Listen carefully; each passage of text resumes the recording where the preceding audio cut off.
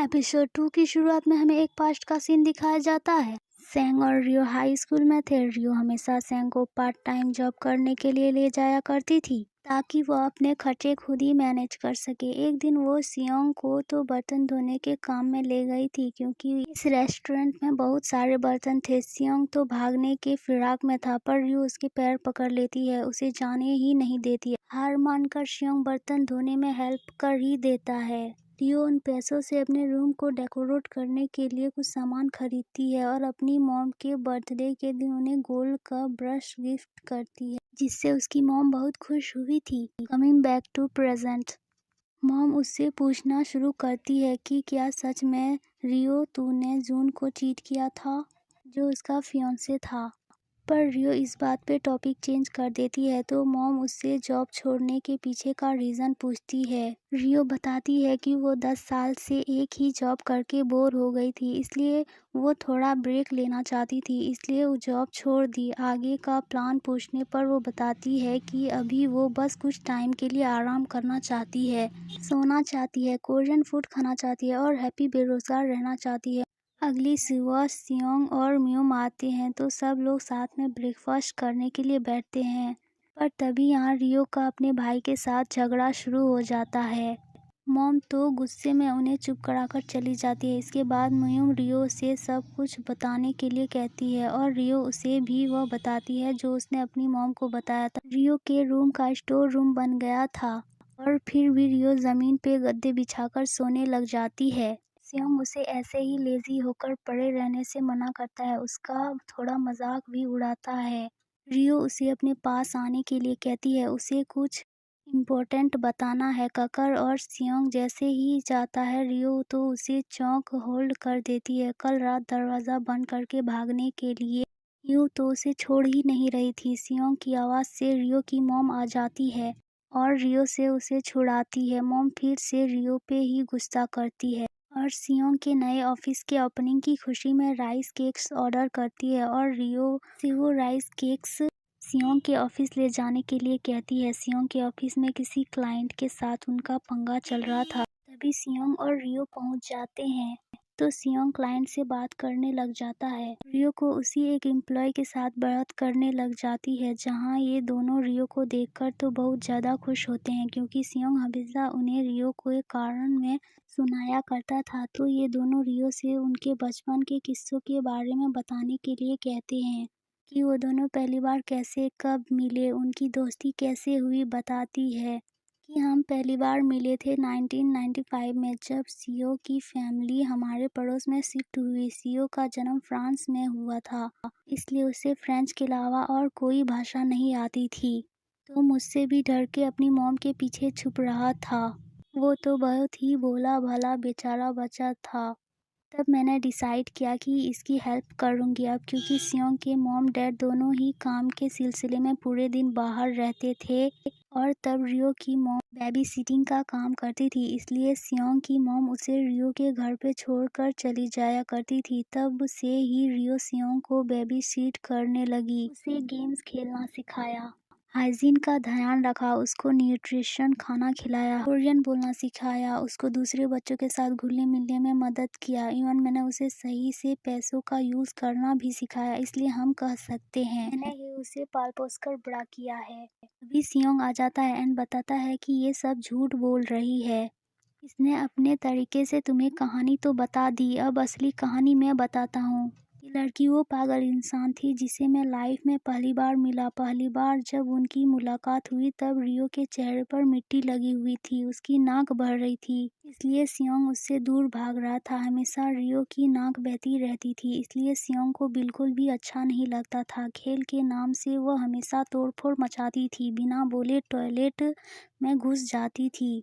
मुझे बीन्स खाना पसंद नहीं था तो रियो अपने हिस्से का भी बीन्स मुझे ज़बरदस्ती खिलाती थी। गेम्स के हमेशा ही मुझे ही लूज़र बनाती थी, इवन मेरी पॉकेट मनी के पैसे भी ले जाती थी। मियोंग लेना उन दोनों को छोड़कर बाहर जाने लगते हैं, तभी मियोंग को एक कॉल आता है, वो काफ़ी शॉक्ड हो जाता है। इधर पड़ोसी औरतें रियो के बारे में गॉसिप शुरू कर देते हैं क्योंकि उस रात जब रियो की मॉम चिल्ला चिल्ला कर उसके पीछे पड़ी हुई थी तब सब ने इनकी बातें सुन ली थी। रियो की शादी टूट गई, उसे जॉब से निकाल दिया और गॉसिप धीरे धीरे बढ़ती जा रही थी।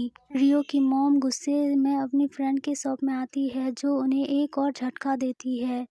कुछ दिन बाद सियोंग के ऑफिस ओपनिंग के दिन रियो एंड सियोंग की मॉम के सारे पुराने स्कूल के क्लासमेट्स भी आएंगे, जिनके सामने रियो की मॉम ने बहुत बड़ी बड़ी बातें कर दी थी बेटी की जॉब और उसके फियांस के बारे में, क्योंकि रियो का फियांसे इंटरनेशनल लॉयर था और अब तो ना जॉब है ना शादी, यानी रियो के मॉम के फ्रेंड्स लेकर मजाक उड़ाएंगी। रियो का भी किसी चीज में मन नहीं लगता, वो काफी परेशान होती है। अगले दिन रियो की मॉम शादी तोड़ने का रीजन जानने के लिए जुन को कॉल करते हैं, लेकिन उसका कॉल नहीं उठाता। अब रियो उनका फोन देख लेती है तो वो उनके फोन से जुन का नंबर डिलीट कर देती है और इन्हें गुस्से में कहती है कि उसे फोन करने की कोई जरूरत नहीं। इधर शियोंग के ऑफिस के ओपनिंग होने से पहले ही प्रॉब्लम आ गई थी। इस वजह से इनके प्रोजेक्ट को रोक दिया गया था। जब तक वो दोबारा चालू नहीं होती तब तक इनको पेमेंट नहीं मिलेगा। इस पर हमें पता चलता है कि रियो को तो असल में कंपनी से निकाल दिया था और उसका फियांसे उसे चीट कर रहा था। इससे वो और ज़्यादा हर्ट हो गई थी, इसलिए वो कोरिया वापस आ गई। इधर सियोंग के मॉम डैड के बीच कुछ शायद अच्छा नहीं चल रहा था। इधर रियो शाम को घर आते हुए एक अनार का पौधा ले आती है और सियोंग को दे देती है ऑफिस के ओपनिंग की खुशी में। सियोंग उसे कल शाम को लेकर आने के लिए कहता है। रियो कहती है कि वो कल बिजी है। तो अगली सुबह रियो की मॉम तैयार हो रही थी ऑफिस के ओपनिंग सेरेमनी में जाने के लिए। उन्हें वो गोल्ड का ब्रोच नहीं मिल रहा था। रियो ढूंढने में हेल्प करती है लेकिन उसे भी नहीं मिलता। मॉम ऐसे ही चली जाती है, पर यहाँ जैसा रियो की मॉम ने सोचा था वैसा ही होता है। उनके क्लासमेट्स रियो की शादी टूटने की गॉसिप करने लग जाते हैं, जो सुन उन्हें काफ़ी झूठी स्माइल रखकर पार्टी एंजॉय करने का एक्टिंग करती है। जब वो वॉशरूम में थी तब उन्होंने अपनी क्लासमेट्स की अपनी बुराई करते हुए सुन लिया था, क्योंकि उनके सारे क्लासमेट्स सक्सेसफुल थे सिर्फ रियो की मॉम को छोड़कर, इसलिए ये और ज़्यादा फ्रस्ट्रेट होती है।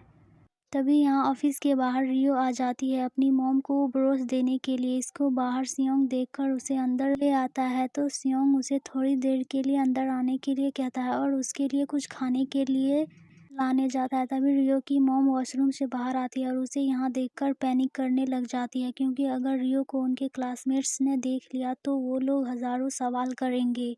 इसलिए वो ब्रोच को उससे लेकर उसे जाने के लिए कह रही थी, पर तभी उनके सारे क्लासमेट्स नीचे आ जाते हैं। अब रियो से वो लोग सवाल जवाब शुरू करते हैं, इससे पहले कि रियो की मॉम सामने से उन्हें बता देती कि रियो ने अपनी पुरानी जॉब छोड़ दी, क्योंकि इसे उससे भी कई अच्छी कंपनियां आउट करना चाहती है। बहुत सारी और ज़्यादा बड़ी बड़ी कंपनियां रियो को अपनी कंपनी में चाहती है, इसलिए उसने पुरानी जॉब छोड़ दिया है और हम सबसे बस कुछ दिन के लिए मिलने आई है, पर जल्दी ही डिसाइड करके वो यूएस चली जाएगी, क्योंकि आखिर यूएस में ही तो इसकी असली जगह है। जो सब सुनकर रियो को तो बहुत ही ज़्यादा बुरा लगता है और वो अपनी मॉम की खातिर यहाँ पे कुछ भी नहीं बोलती। पर घर आकर वो अपनी मॉम से कहती है कि क्या मैं आपको इंसल्ट फील कराती हूँ, आपने ये सब बोलने के लिए कब से प्रैक्टिस कर रखा था। मॉम कहती है मैंने कोई झूठ नहीं बोला, तुम यूएस वापस जाओगी। रियो कहती है कि आप कभी नहीं चाहती थी ना कि मैं यहाँ वापस आऊँ, इसलिए आपने मेरे रूम को स्टोर रूम बना दिया। मॉम कहती है इस बारे में मैं कोई बात नहीं करना चाहती, तुम बैग पैक कर यूएस चली जाओ। मॉम तो अपनी ही धुन में लगी हुई थी कि तुम मेरे साथ ऐसा कैसे कर सकती हो, मैंने तुम्हें पाल पोस कर बड़ा किया, इस दिन के लिए तुमने कितनी मेहनत से पढ़ा, यूएस में फुल स्कॉलरशिप मिली, इतनी बड़ी जॉब मिली, फिर भी तुम ऐसे छोड़कर कैसे आ सकती हो, तुम मुझे ऐसे धोखा कैसे दे सकती हो। रियो पूरी टूट जाती है और कहती है कि क्या मैं एक बार बस आपकी बेटी बनकर नहीं रह सकती, मुझे नहीं बनना आपका प्राइड, मुझे बस एक नॉर्मल लाइफ चाहिए। मेरी जॉब छोड़ने से या शादी तोड़ने से आपका प्राइड कैसे हर्ट हो सकता है। क्या आपने कभी मेरे बारे में सोचा है, मैं अच्छे से सो रही हूँ या नहीं, खा रही हूँ या नहीं, मैं वहाँ कैसे जी रही थी, कभी आपने सोचा है।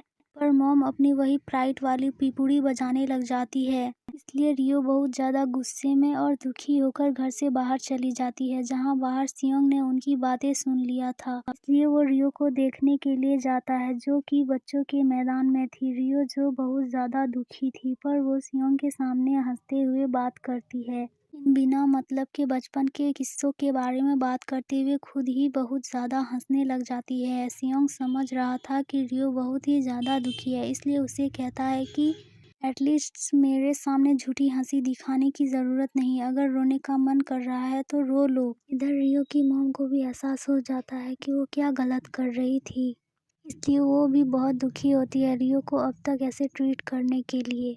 अगली सुबह मॉम रियो के कमरे में जाती है, पर सुबह सुबह कहीं चली गई थी। इधर सियोंग को कंपनी में एक प्रोजेक्ट फिर से चालू हो गया था, इसलिए ये लोग बहुत खुश थे। रियो शाम को घर आती है और किसी से बिना बात किए अपने रूम की ओर जाती है। रूम को देखकर वो पूरा चौंक जाती है, क्योंकि उसके रूम का पूरा नक्शा ही बदल गया था। और वो अपनी मॉम से पूछती है ये सब कैसे हुआ। फिर डैड बताते हैं कि तुम्हारी मॉम ने ये सियोंग से करने के लिए कहा। फिर हमें सुबह का फ्लैशबैक दिखाया जाता है। रियो की मॉम ने सुबह सुबह सियोंग को रियो के रूम के डेकोरेट करने के लिए कहा था। उसने कुछ ही घंटों में रूम का पूरा नक्शा ही बदल दिया।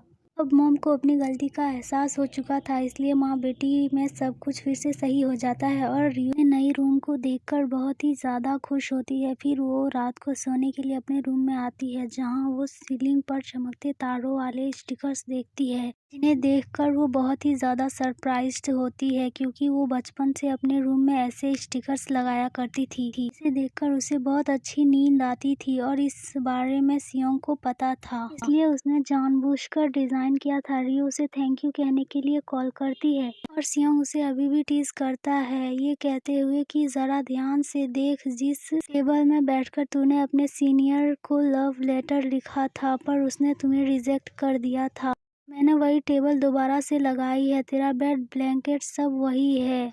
जब तू रिजेक्ट होकर आकर रो रही थी, एम्बेरस होकर ब्लैंकेट में अपना मुंह छुपा रही थी, मैं तेरे एम्बेरस्ड पास्ट को वापस ले आया था। रियो उसे ये सब याद दिलाने से मना कर रही थी। तभी सियो कहता है कि अपनी खिड़की के कर्टन्स को अच्छे से बंद कर लेना, क्योंकि मैं हर सुबह उठकर तेरी शक्ल नहीं देखना चाहता। कहती है पर तू तो यहाँ रहता ही नहीं, तेरे शहर वाले घर का क्या हुआ। सियोंग कहता है कि अब से मैं यहीं रहूंगा। जो सुन रियो को एक पुरानी मेमोरी याद आती है, जब एक दिन वो अपनी सीलिंग पर वो स्टिकर लगा रही थी, उसका पैर फिसल गया था एंड वो गिरने वाली थी, पर सियोंग ने उसे गिरने से बचा लिया था, उसे अपने ऊपर बेड में खींच लिया था। इसी के साथ एपिसोड 2 का एंड यहीं पर होता है। तो अब इनकी लव स्टोरी कैसे डेवलप होती है देखने के लिए अगले एपिसोड का इंतज़ार कीजिए। Thanks for watching.